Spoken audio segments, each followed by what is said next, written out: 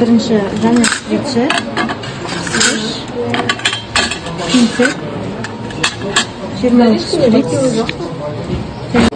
13 tutkısı, жуан iğne, новокаин, люголь, спирт, мақта шариктері, лейкопластыры керек. Ең бірінші науқастың қалпы, ол отырған қалыпта, және де жағдайы орташа емес ауыр дәрежесінде жатқан қалыпта бұл. Және де функция орнын пальпациялап аламыз. Пальпация, перкуссия.